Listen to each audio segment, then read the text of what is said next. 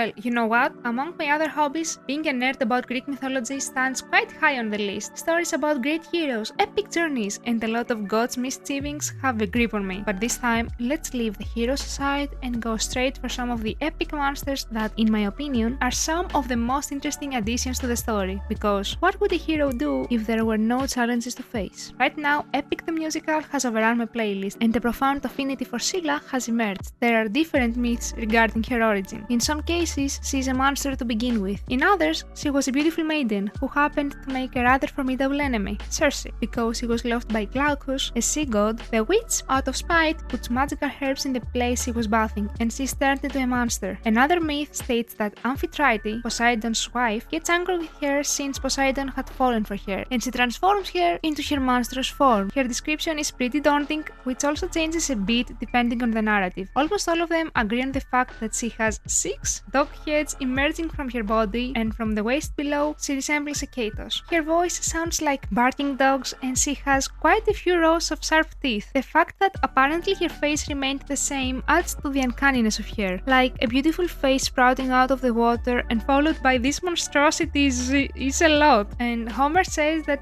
she had 12 dangling feet on her body. Lovely. Of course, her myth is linked with Odysseus, who at some point came across her on his way home. The passage on which she lay was so narrow that coming closer to one side meant you would spend some unforgettable time with Scylla, who was perched on a cliff, and on the other side you had curtain number 2, Charybdis, another charming creature that lurked underwater, creating whirlpools thrice a day and swallowing whole ships. I like to imagine sharp teeth protruding from the sea for extra cute points. Odysseus and his crew go closer to Scylla. She snatches 6 of his comrades, giving the audience and Odysseus trauma to last a lifetime before their ship passes by. We also see her in the Argonaut expedition, but the heroes have her as a cheat code and they go by with no casualties. Lastly, she is mentioned in the Aeneid, but the ships are advised not to pass through that passage, so no guest appearances this time. Her myth ends with Heracles killing her because she ate some of the oxen he stole for one of his labors. She is said to be an immortal being in the Odyssey, so take her death with a pinch of salt. Some sources state she was resurrected by her father, who was a sea god, others that she was turned into a cliff by Poseidon, and others that she remained the adorable little fella she was in the passage near Charybdis. Next up is the Minotaur. This is a tricky one because in school we are only taught his role in the tale of Theseus, who has to slay him in order to stop his people from being sacrificed to it by getting trapped in his maze. So reading his origin story in Circe, from which I also learned the version of her involvement in the creation of Scylla, had me quite shook. The story goes as follows. Minos was competing for the crown of Crete against his brother. He prayed to Poseidon to support him, and the god gave him a really nice looking bull. The deal was that after asserting his dominance, since he was favored by the gods, the now king would sacrifice the bull. But that must have been a pretty impressive bull, because Minos was like, "Nah, Poseidon is a chill guy. He will be just fine with sacrificing another bull for him." You may imagine how that went, or you don't, because this goes from 0 to 1000 fast. Poseidon decides to punish Minos by taking it out on his wife. Pasiphae, who was the sister of Circe, gets madly in love with the bull and asks Daedalus to create a hollow cow in order to consummate with it. The operation succeeds, and Pasiphae ends up giving birth to the Minotaur, who at first was named Asterius. As in every myth, his origin has different versions, which I found to be attributed more to Pasiphae rather than the monster itself.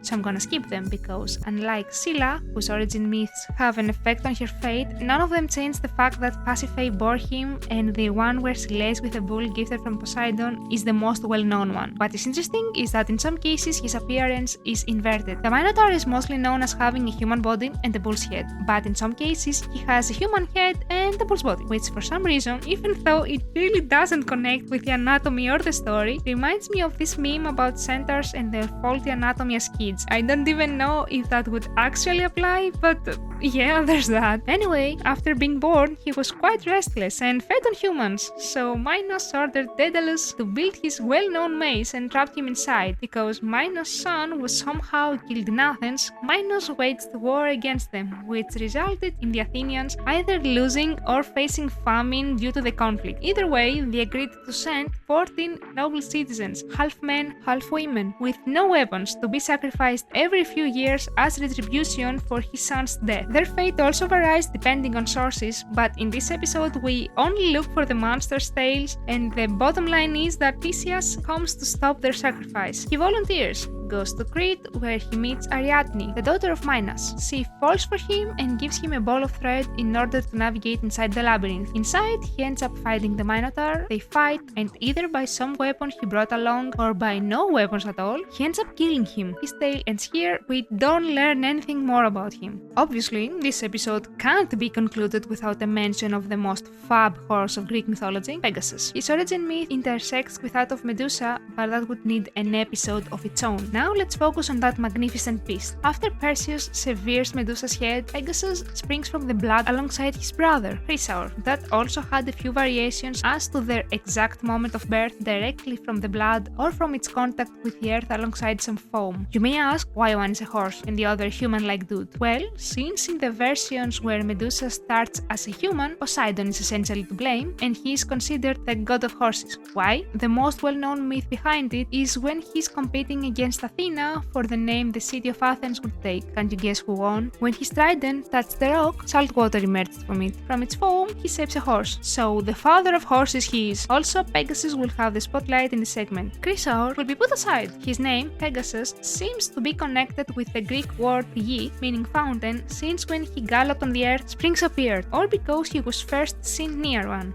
Magically creating fountains or simply seen next to one. Yeah, I'll go with the first one. At some point, Chimera stirs chaos near the town it resided in. Naturally, a hero has to slay the weird-looking beast, and here enters Bellerophon. In order to get close to her, since she also breathed fire, he gets some help from the gods, specifically Athena and Poseidon. By sleeping in a temple of Athena, the goddess appears in his dream, giving him a golden bridle and telling him to approach Pegasus while the steed is drinking. By also sacrificing a bull to Poseidon, he gains his favor and easily gains control of the horse, goes and slays the beast. Have you guys ever heard of hybris? Because at school, that theme was hammered into us. Fame does this thing to the hero where he looks at Mount Olympus and decides he as well belongs there. Obviously, he bit more than he could chew. He rides Pegasus to reach the top, but Zeus decides only he can do what he wants with no consequences and strikes Bellerophon. The hero is blinded after falling on a thorn bush and lives in misery till his death. In case you were worried about Pegasus, he made it to Olympus, and from that point on, he carried Zeus' thunderbolts. He was also made into a constellation of the same name. And that sums it up. Truth is, I have dug into a lot of myths, so if you enjoyed this video and want more to come with similar content, leave a comment. As I said, there are many variations of myths, and I may have missed some while making the episode. If you want to add to them or want to share more info about other myths, feel free to do it in the comments. Thank you for watching. If you enjoyed the episode, don't forget to like, share and subscribe. See you soon. Bye!